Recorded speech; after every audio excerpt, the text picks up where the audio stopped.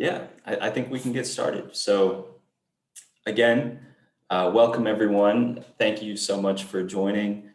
My name is Alex Burns. I'm an outreach specialist at Move Minneapolis, and I'd like to welcome you again to today's webinar, which is entitled What the Metro Blue Line Extension Means for Downtown Businesses. And before we get started, I do want to go through a couple quick housekeeping notes. We've been doing webinars for a while, so a lot of this is probably a review, but just to cover all the bases, your audio and video have been muted for this webinar. So the way that you'll interact with us as hosts and as panelists is through the chat and the Q&A functions on your toolbar. Really want to emphasize that this webinar is for you to learn about the project, ask questions. We want it to be an active discussion where all those questions can get answered. So throughout this presentation and throughout the conversation, please locate those features and get your questions in. We will monitor both throughout the presentation, and all of your questions will be answered. We'll make sure to set aside a bunch of time at the end to take care of those. So please, if anything pops into your mind, put it in the chat. We'll discuss it. Another note, just briefly about my employer. For those who may be unfamiliar, Move Minneapolis is a transportation management organization serving the city of Minneapolis with a special focus on downtown Minneapolis, specifically employers, residents, and commuters. Our purpose is to reduce transportation-related emissions, which both impair air quality and accelerate climate change. And we concentrate on decreasing drive-alone trips and promoting sustainable options. We have a number of services. We consult on commuter benefits, transit and shared mobility options, biking and walking, and all of our services are free. So we do virtual, and we're restarting some in-person lunch and learns. We do events, group bike rides, a number of services to get folks walking, biking, and taking transit. So make sure to check out our website, moveminneapolis.org. We'd be happy to work with you and set something up. And very briefly, I also wanted to say a special thanks to our co-host today. This is focused on the Blue Line Extension, but specifically for downtown Minneapolis businesses. And we have both Dan Collison, Executive Director of New Loop Partners, and Joanne Kaufman, Executive Director of the Warehouse District Business Association here today, who are co-hosting today's event. So thank you again, Joanne and Dan, and I'll turn it over to you to introduce yourself and your organizations. Thank you so much, Alex. Good morning, everybody. It's nice to see you and nice to be here. My name, as Alex said, is Joanne Kaufman, and I'm the Executive Director of the Warehouse District Business Association, as well as the Northeast Minneapolis Chamber, all under the umbrella of the Minneapolis Regional Chamber of Commerce. I'm so excited this morning to learn about this extension. I think anytime we increase access to transit and mobility, we increase the access to jobs, healthcare, and other vital services that businesses and residents can't currently access. And so this is really important to get that. And on a more personal level too, as Dan can attest to, we work constantly and hear constantly about the lack of parking in the North Loop. This gives people another alternative. Transit is not easy to use to access the North Loop, and having an extension of the Blue Line would increase that, thereby decreasing the need for automobiles. So I'm excited to learn more about this, and thanks everyone for being here this morning. And I'll just follow up. Thank you, Joanne, for those comments and being such a wonderful colleague. As Executive Director of New Loop Partners, for those of you who don't know, it's a public-private forum originally founded by Hennepin County when the ballpark proposal was coming forward, and the county was the lead municipal organization to help that private and public partnership come to be.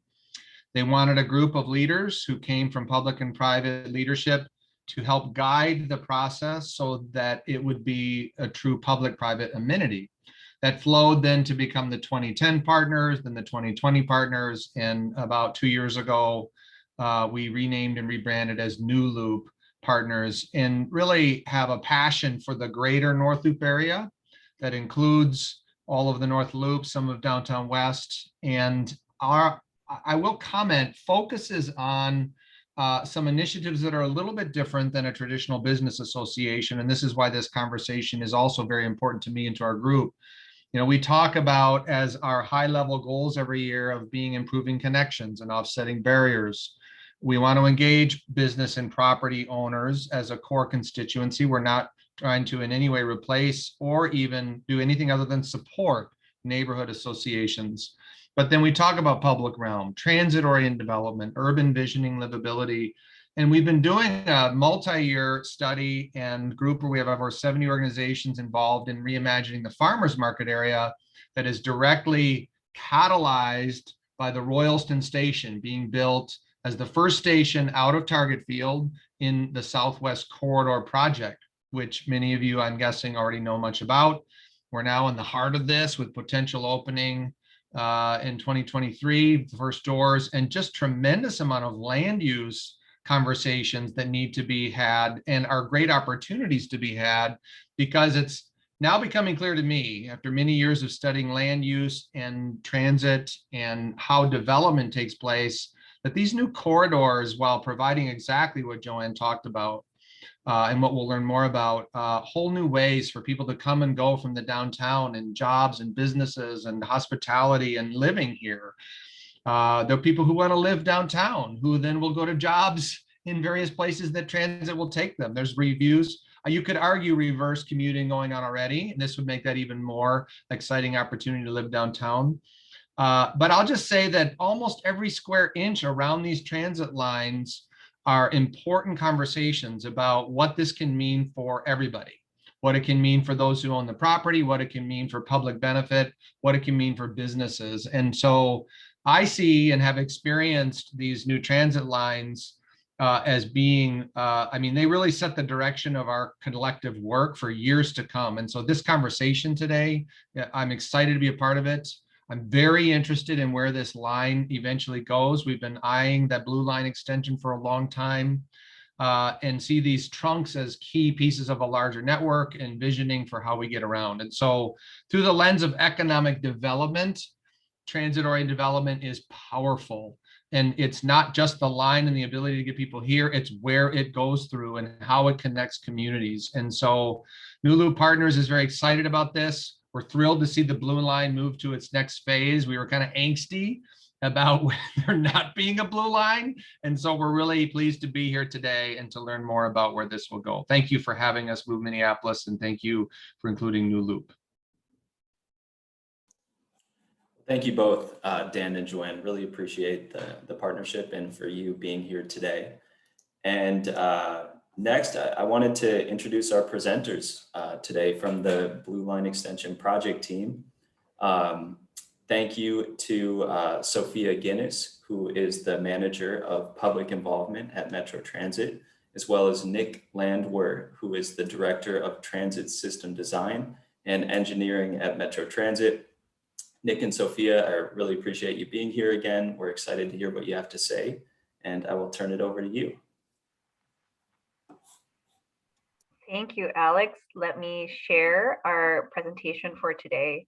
We'll give everybody a little bit of an overview of where we are and kind of what's coming up throughout the year. And then obviously have time at the end for questions. And so to start us off, you know, I think Alex, you acknowledged this, but you know, we had a project that we call 1.0. And in August of 2020, the project team, Hennepin County and Met Council, made the decision to basically pivot and look for new solutions to deliver this important transit investment that serves our downtown and our northwestern communities. Because we had kind of stalled out with BNSF, and after many efforts, it was time to move forward. So in 2021, our goal is to seek a new solution to find a community-supported route. And we are just at the beginning of that conversation throughout the year. and we are seeking your feedback, which we'll touch on later as well. So right now, Nick will go through in a minute. Basically, we have lines on a map of routes, but we are slowly beginning to advance that conversation with our communities along the way. And so by the end of this year, we will have kind of conceptual engineering and an evaluation of the project benefits and impacts. And we'll go into that a little bit more today. Beyond that, we'll have a lot more work to do. So confirming our environmental path, seeking municipal consent, and really developing those plans before we get into construction.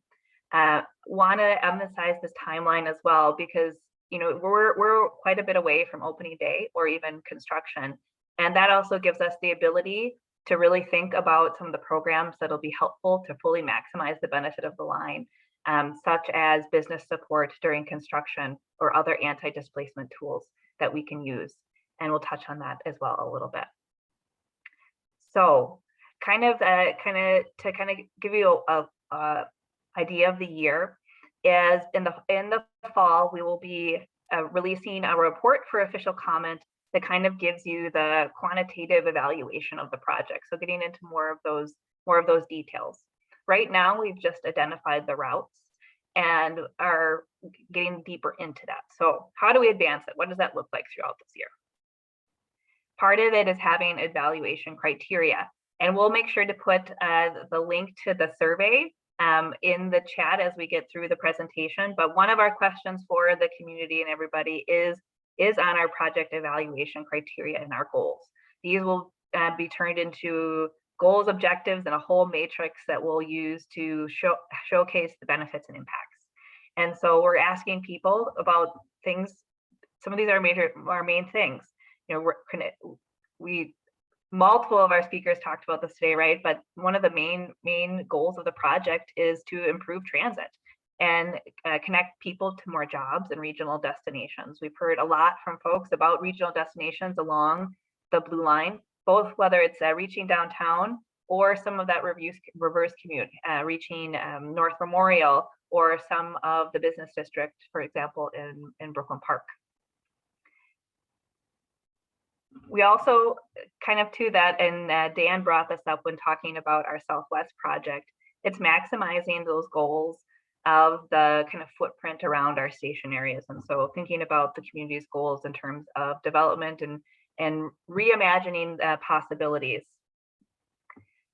The environment is also super important.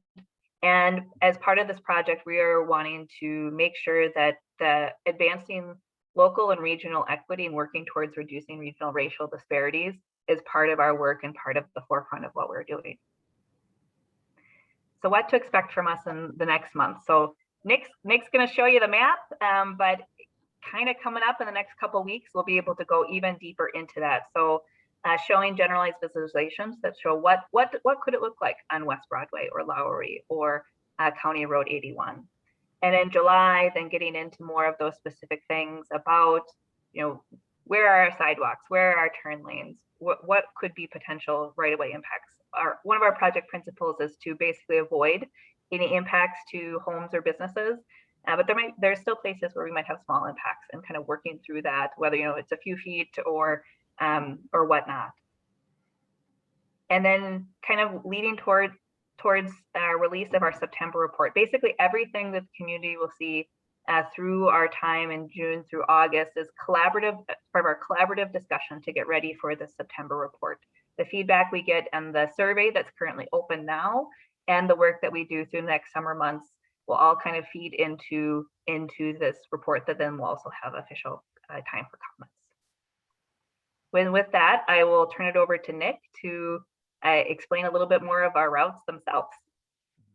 Well, thank you, Sophia, and good morning, everybody. Again, my name is Nick Landwehr, engineering design lead for the project for Metro Transit, and I've been with this project since 2015 at the beginning of the work that we started to do on it. So just to remind everybody, our previous plans, we were at about 90% plan design with the project at the time. So we were in pretty good shape with where plans went, where the route alignment was going, and how things looked throughout the project.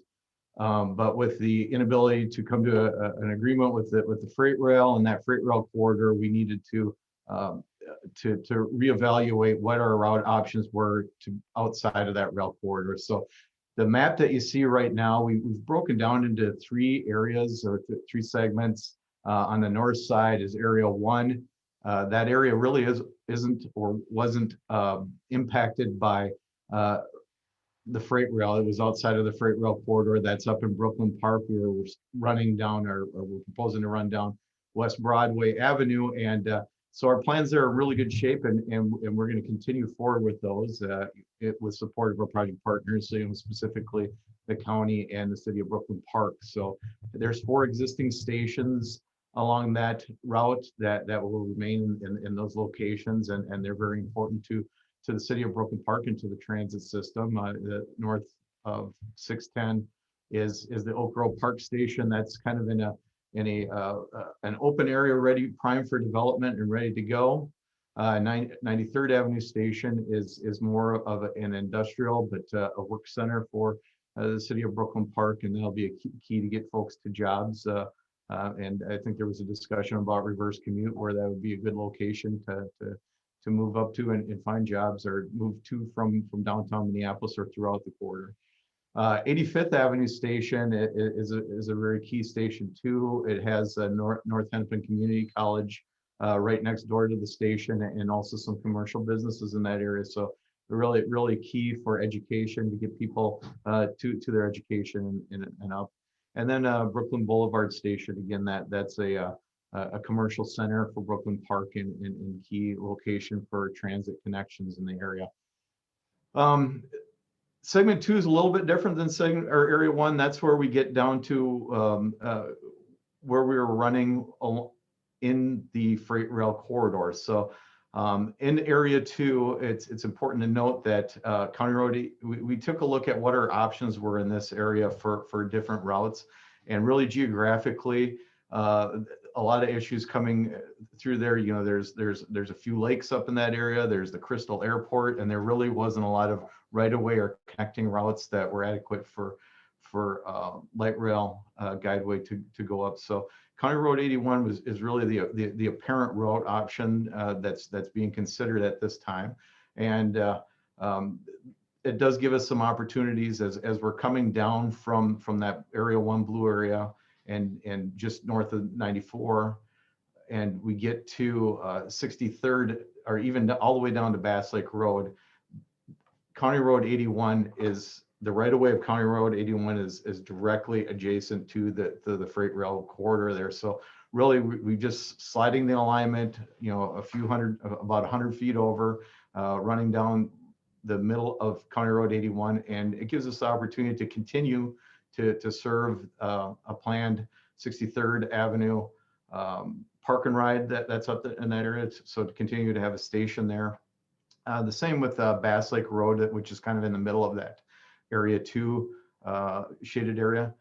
Bass Lake Road, we're very close to where we had the station in that location, and so we would continue to look at that station. But as we get south of Bass Lake Road, County Road 81 really diverges from the freight rail corridor. The freight rail corridor at that point kind of goes directly south, and the 81 goes diagonally towards Minneapolis. So at this point, as we get into Robbinsdale, this alignment starts diverging from the freight rail corridor. So we're looking at how this route will fit through the city of Robbinsdale, the city of Crystal, and this area also, and what our opportunities are out there for station locations, and how things will fit within this corridor, how a guideway will fit in there with the existing traffic. And we're looking at we had a station at 42nd in the freight rail corridor in Robbinsdale. We see that moving over a few blocks to get into 81, downtown Robbinsdale area would be a great location that we're looking at for a station.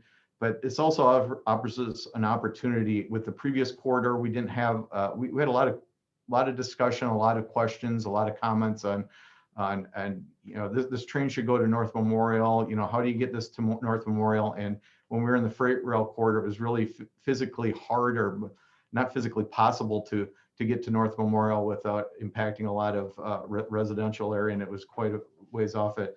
With this alignment, it takes us right past the North Memorial campus in this area, and offers us an opportunity to look at and provide a potential station in that area. So this is really an opportunity that helps us out. As we get down into Area 3, this is down mostly in Minneapolis, so our challenge was, okay, we've identified 81 to around route to North Memorial as an opportunity and a destination. How do we get from Target Field Station, serve the Minneapolis, the North Minneapolis neighborhoods, and get to the County Road 81 in that area? So looking at our project principles and trying to determine where we had a through connections or corridors that went through from this area and had available adequate right of way to build a light rail in. Really what came out is 2 route options that they're apparent that we're evaluating and looking for comment from the communities. But Lowry Avenue, Washington Lowry Avenue is one option. That's what's shown in gold on the map here.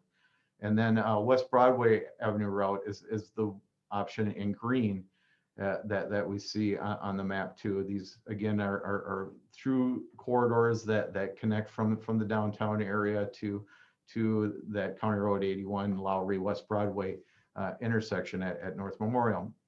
And so those are where we're looking for feedback on and comments and discussion on where our destinations along here, and start using that to determine what is the best route, and then also help us with things like station location and placement. So as you can see down the bottom though, to get to those 2 routes from the downtown area, there's a lot of different options, and we're showing just a few of what are many possibilities or combination of possibilities to get from that Target Field Station to either one of these routes. And can we go to the next map, please, Sophia? This perspective kind of shows those connections, those as we're calling them links, a little bit better, and how it fits within the existing development in the downtown Minneapolis area, and lets us further that conversation and evaluate what's the best way to get either to a Lowry route or a West Broadway route. So as you can see here on the map, there's a lot of challenges. It's developed down in this area or developing in a lot of locations. We still have a right of way. We've identified, or we've already talked about, Southwest is under construction, and that's coming off at Target Field Station also. So we need to work around how that alignment of the Green Line extension operates, how it functions coming off of Target Field, and how we can be compatible with that. So as we look at the map here I'll start out at kind of more the top of the map, but we have a red connection that shows, getting from, Target Field Station on that pink alignment, which is very challenging, but we're thinking outside the box a little bit and showing it weaving through the, off of Target Field Station and weaving through Metro Transit's Haywood campus, and then diagonally moving over to right away along the 3rd and 4th Street ramps. And from that alignment, we can continue to go across Interstate 94, and all of these options, we need to cross 94 to get to North Minneapolis. So we need to look at what that crossing is and evaluate where that happens between, basically also Memorial Highway and all the way up to Lowry Avenue area. But going back to that pink option, we can continue along the 3rd or 4th ramps, build a structure that gets us over 94 and can connect to either to the green West Broadway route, or another option would be we come down at grade and connect into 10th Avenue, which would connect into Washington Avenue and continue north, or an option would be Washington Avenue and move across into West Broadway, as shown with that red corridor. The yellow line you see goes along Plymouth Avenue, and that's kind of a connector between the two, just showing that there's an option with Plymouth Avenue to go one way or another. As we go down the map a little bit towards 7th Street, this is more in line with what our previous alignment was, where the alignment came off at Target Field Station. We dropped down at grade through the Olson Memorial, 6th Street or 6th Avenue, 7th Street intersection. And with our previous alignment, we continue down Olson Memorial Highway. Well, in this option, or the blue option, we would continue to get down to that intersection, but instead of going down Olson Memorial, would turn up on 7th Street and follow along 7th Street, or a combination of 7th Street with on that structure, build a new structure, or potentially even turn up on that portion of Lyndale that's going north and south there. And that can either connect up, follow along 94 right away, or we could connect to a green alignment that we see going to West Broadway along Lyndale Avenue. So again, these are just some of the options that we're evaluating. We're looking for comments. We're looking for feedback on destinations and potential station locations from the public. As Sophia said, we're really at the stage of lines on the map to identify what could be good corridor or route options along here. And we're starting to dive a little bit deeper into sections, which we'll be rolling out here in the next few weeks. And these will be visual conceptual sections to show what light rail would look like along each one of these segments, and have people help people better understand how it looks and how it would fit in context with the community here. So I guess our next steps as we're going through the project here, as Sophia talked about, we are updating the goals and objectives to the project, based on the previous project, but making sure they're up to date with current conditions. Our last goals and objectives were put together, 8 to 10 years ago now. So we're refreshing them to make sure that they're still relevant. And then from those goals and objectives, we'll develop criteria that will help identify these routes based on our community input, and work with the project partners, the cities along the alignment, and go from there. We're continuing, we are in conceptual engineering and design. So we're analyzing, putting together the tools that we need so we can better understand how the LRT will fit within these corridors, these routes, and the community. We'll start taking a look at potential station locations to see how they fit and where those destinations are that are best for stations and to serve the communities. And we will look at what the right-of-way impacts are from these designs.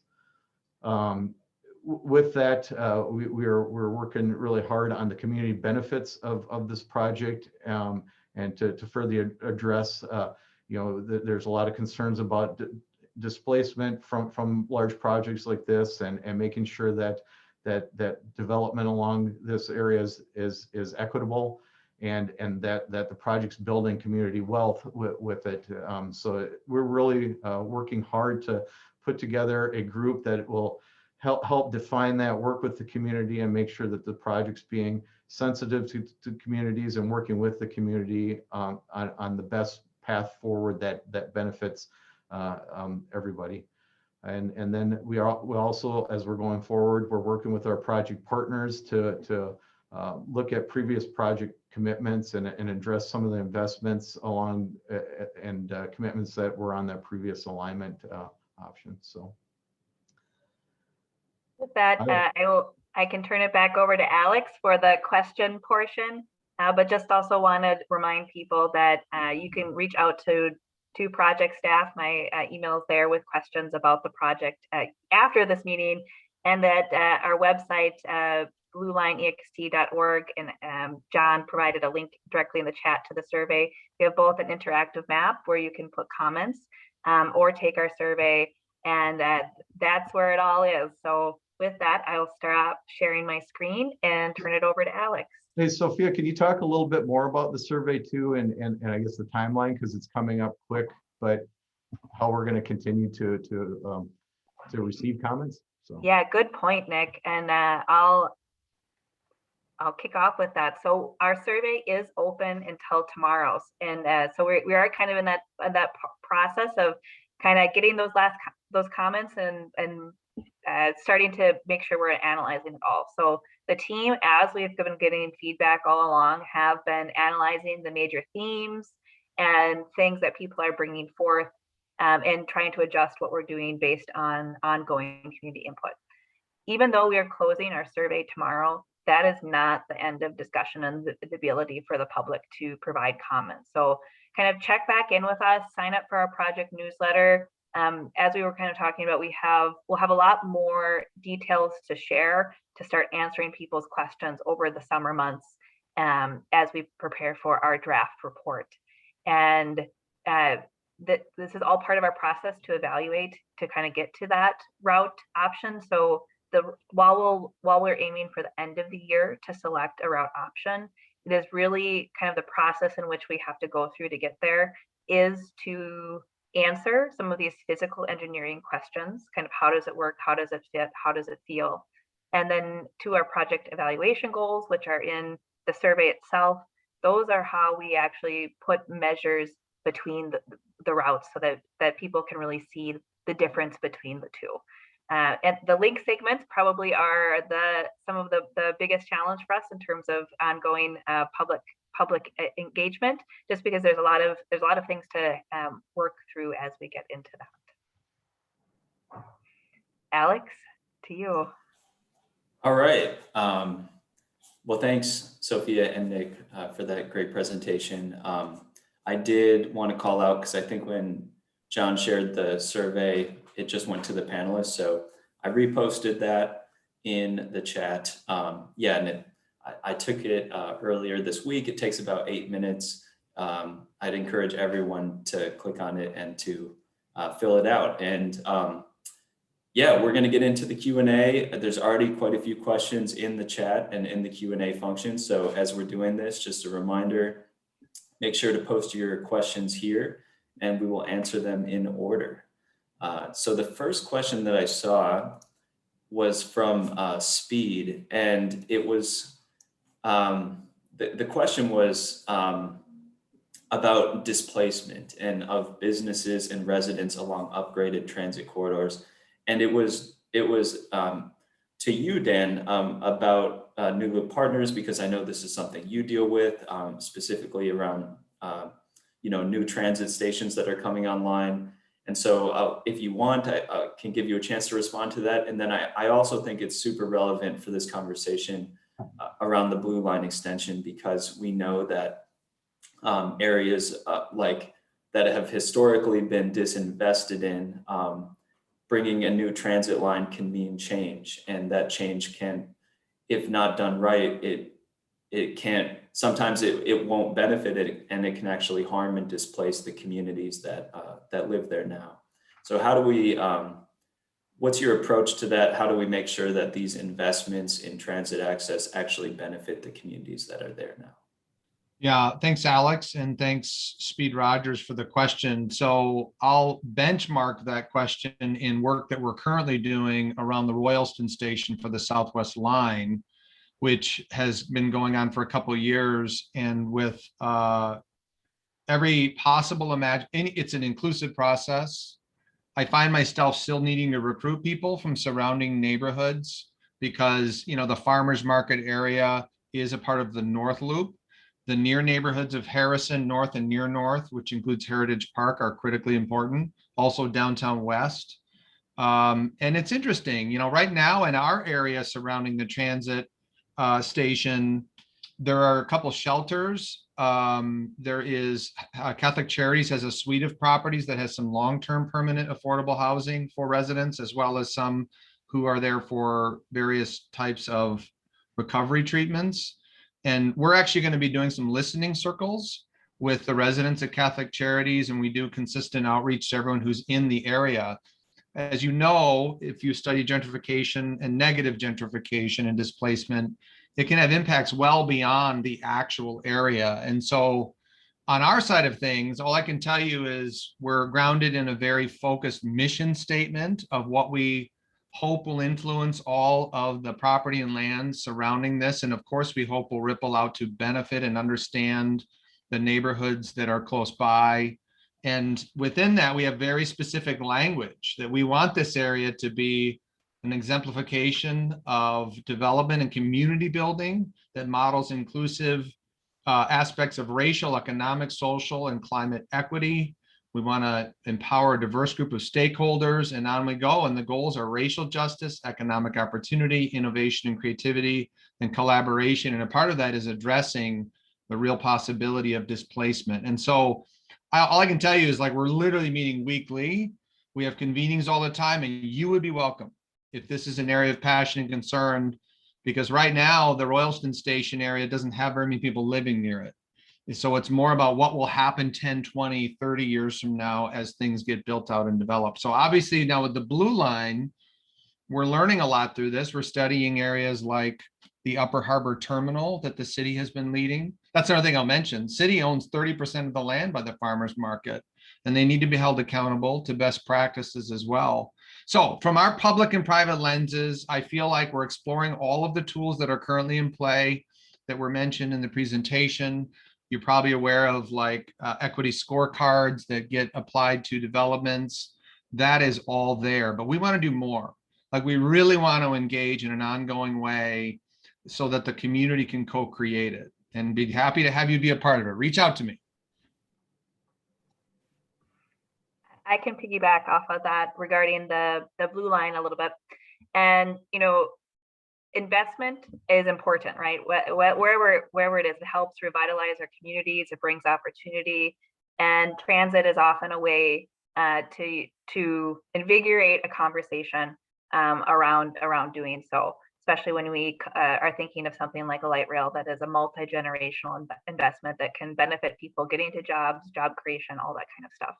So with it, to Dan's point, we have to do it right. And it takes a lot of conversation and involves a lot of partners. And so, you know, in the process of the Blue Line development, we kind of realized, as working with the community, that this had to be not a conversation that begins right before construction or right before opening day, but one that begins now. And if we're going to be serious about it, we both needed a formal structure and resources put around ensuring that it happens. And so one of the things that the project team is already committed to is in June, we'll be releasing a request for proposals for a facilitator that will convene a group to focus on anti-displacement. A lot of the details are still in process, but I think we identified that we needed somebody. You know, Met Council has tools, Hennepin County has tools, our city partner has tools, our community partners have tools, and really kind of finding that person that can bring that all together and put together some very implementable strategies. Some of that are things that can happen now. Data collection and how we share that is a great example of that, right? Like, even just knowing the forces and things that are existing right now help us benchmark the future. And then, you know, when in a lot of my conversations that I've been having with folks, as we look at the West Broadway and Lowry line in particular, is business support during construction, right? Identifying that period. And as Dan said, we're in Southwest right now in the middle of that, and have roads closed and things torn up and a ton of detours, and construction is difficult. But if we're intentional about how we do our construction and the partnerships that we have, especially with Blue Line being more a longer portion of people's potentially front doors, you know, and whatnot. So we're in the beginning of the process. We're looking for opportunities and really needing to engage this multi-sector approach so that we can kind of build upon it. And it's just kind of starting, but I think both of our entities, both Met Council and Hennepin County, are very committed to this work, and it will be important to fully realize the benefit of the investment of our transit investment. Thanks for that answer. I appreciate that. Next question, and this is related to what you just talked about in terms of construction impacts. I believe the next one came from Hope, and they said that, I remember what happened with the Lowry Bridge. It cut off North Minneapolis businesses for far too long. How do we know the same thing will not happen this time? So would you mind, Sophia or Nick, speaking a little bit more about your plan for the potential construction impacts and ensuring that residents have access throughout the process? Yeah, I can start this, and I'll let Sophia jump in too on some of the the programs or how we've worked with business owners and the community. in past, specifically on I've worked on Green Line also with businesses. But as we go through and determine what a route or alignment is going to be through here, then and we get into construction plans and constructability, we'll also look at and put on our contractor staging requirements. And those requirements are that we keep access open to businesses so folks can get to them, and we communicate well when there's going to be segments or portions of roadways that are closed, and we put incentives onto the contractors to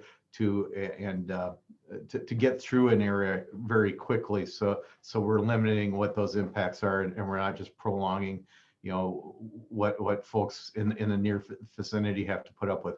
I mean, it's a big project. Construction's dirty. It's messy, but we want to do what we can as we're putting together our plans and development and working with the contractor and getting into construction to limit those impacts as much as we can.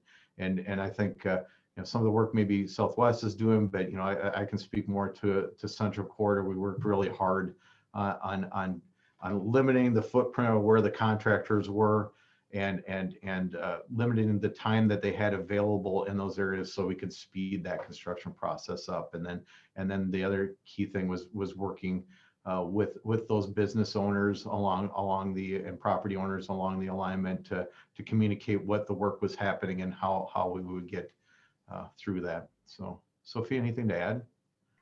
Yeah, I would say, I think the example is, a full closure, right? We have a bridge down, it's challenging. On some of our major corridors, as you go through, just kind of your streets, to Nick's point exactly, there's often a lot of phasing options available. And it's not all in your face all the time, right? There's kind of phases of things. There's, utilities, and then it gets quiet for a while. There's roadway construction happens all the time, right? Even without the light rail project, you're going in and needing to improve streets and doing all of that. So being very intentional. I'd also say Metro Transit overall is very committed to robust business outreach during construction. I know Dan's worked with my staff member, David Davies, quite a bit in making sure that along Royalston, as we get into new impacts, that property owners, businesses are aware of what's going on before it happens, and making sure that, we can adjust during construction as well. So, kind of getting through the little issues, big issues. I think overall the message though is, we fully want to acknowledge that construction is not easy. It has impacts. It's something that we have to focus on. But with those things, just thinking about how we can frame and work with their folks in our community to kind of get your way through it in a sense and make it the best possible.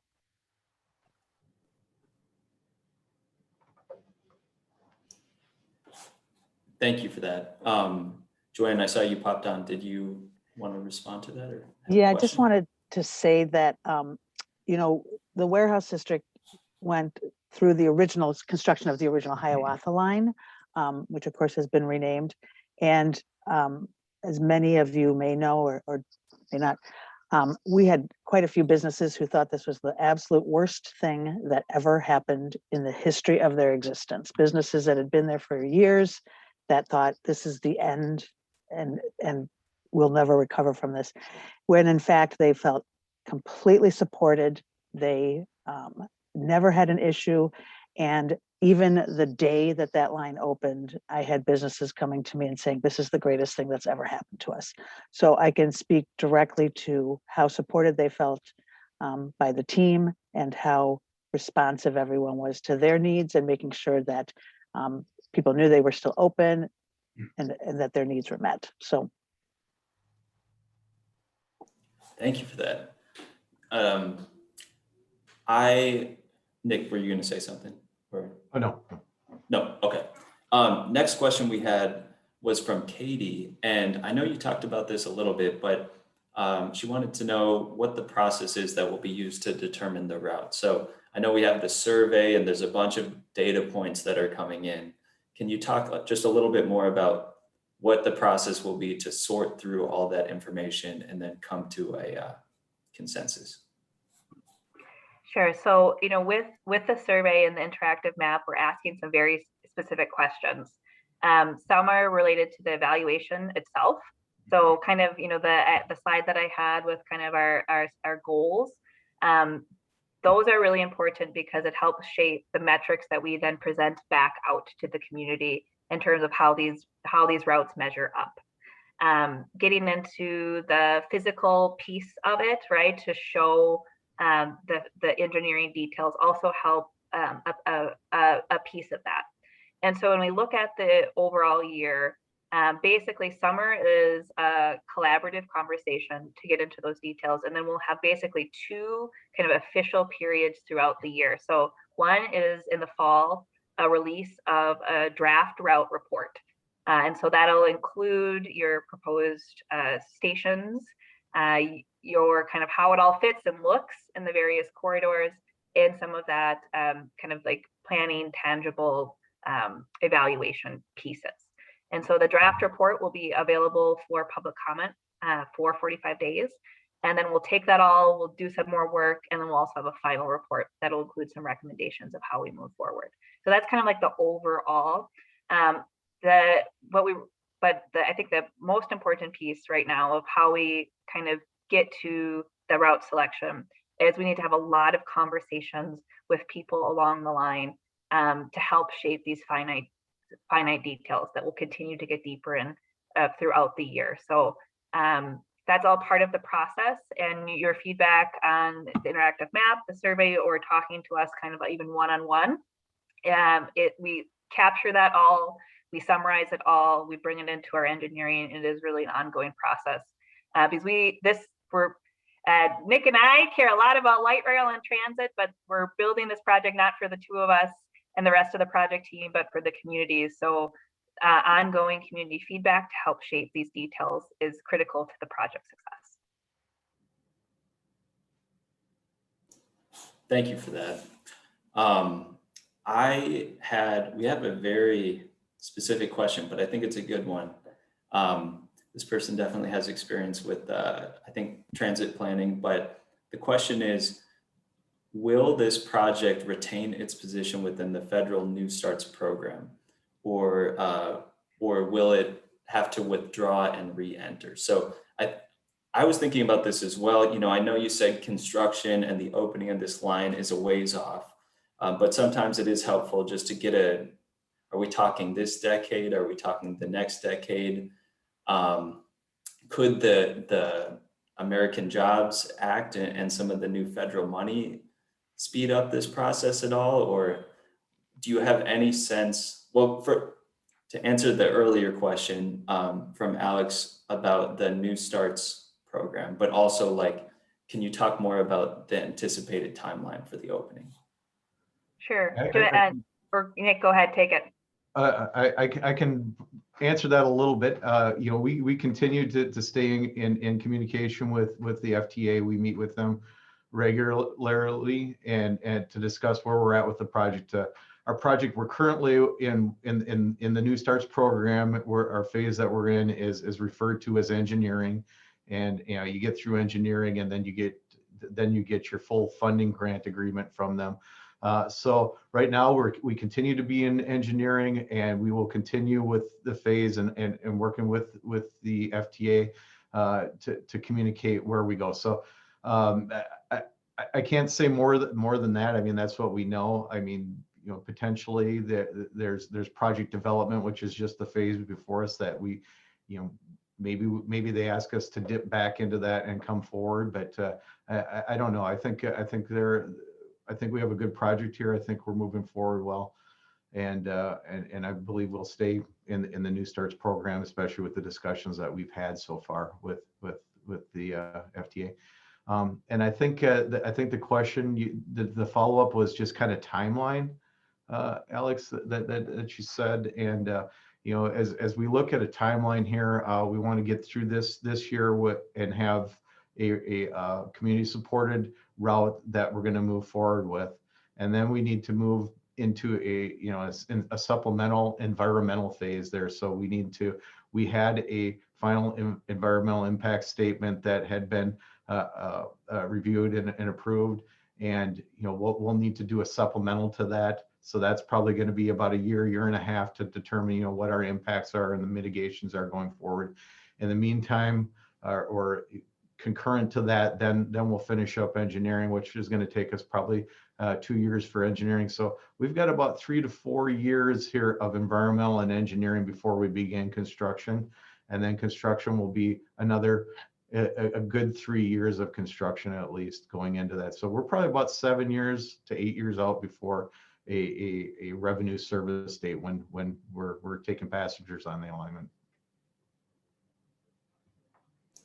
Thank you for that. That's helpful just to kind of imagine when this could come online.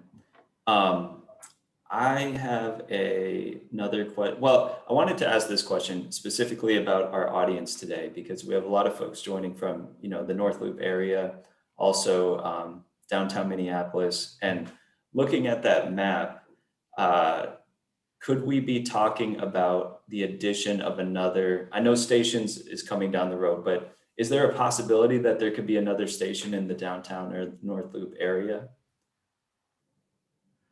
I think that the question that we're looking for input, and we're looking for, opportunities, destinations, and areas that are prime for development. So, right now, number of stations within Minneapolis area, we with our old alignment, there was probably, well, there's 7 stations affected by this, probably 4 of them directly related to Minneapolis that we're going to need to consider. So, we probably are looking at 3 to 4 stations within in Minneapolis area that would fit within there. But we want to make sure that we're in areas where we're serving the public. We don't want to get the stations too close together, because it's not a regular street bus service, it's light rail. So you don't want to be stopping all the time, but usually a half mile spacing between stations is to 3/4 of miles is probably a good rule of thumb. But we'll also look at as needed. So more to come on stations, but we will evaluate them and consider them where they make sense and are needed. Thank you for that. There was a question that I missed from John about what are the ridership estimates of the Blue Line extension, and how do they compare with the existing green and blue lines? Yeah.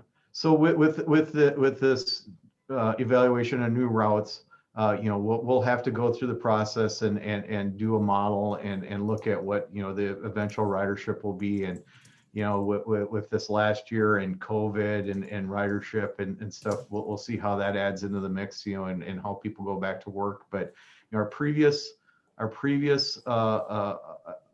estimates were about 27,000 riders per day average on the alignment, and I could see that rerouting this I could see where we're probably still in that same ballpark of ridership through here. So we expect good robust ridership here on this. As far as Green Line, I guess it's maybe Sophia, the answer on their projected ridership.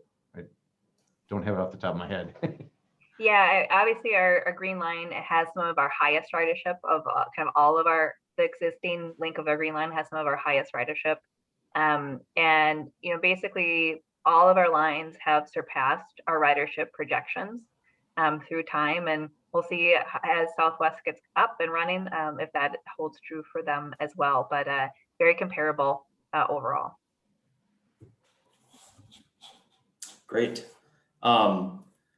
One other question, someone asked if my business wants to have the Metro Blue Line Extension team speak directly to employees via like a lunch and learn or something like that. Is that possible if, for either, if there's a business along the corridor that wants to learn more and bring their employees up to speed? Is that something you guys do? We would love to. Some of those conversations are where we learn the most. And so I will put my email in chat again so everybody has it, but please feel free to reach out to me or to give me your email in chat, and would love to connect. But that's especially over the summer, that is all we want to be doing, is just getting out and having conversations with folks. The short answer is absolutely. Great. Well, I think we are approaching the end of the hour. So if anyone has any other questions, feel free to post them in the chat. But in the meantime, yeah, Sophia, thank you for doing that. I'm going to copy and paste this survey link again. A reminder that we have, do folks have until like through the end of the day tomorrow to complete the survey? Yep, we'll close everything kind of towards the end of the business day on Friday tomorrow. Great. All right. Well, wanted to thank you both, Sophia and Nick. Thank you, Dan, Joanne, for co-hosting this event as well. Thank you for everyone who attended. I'm personally really excited to see this project continue to move forward, and this information was really helpful. So with that, I think we are good to wrap up, and I hope you all have a great rest of your day. Thanks Thank all. you. Thanks, Alex. Thanks. Thank Everybody.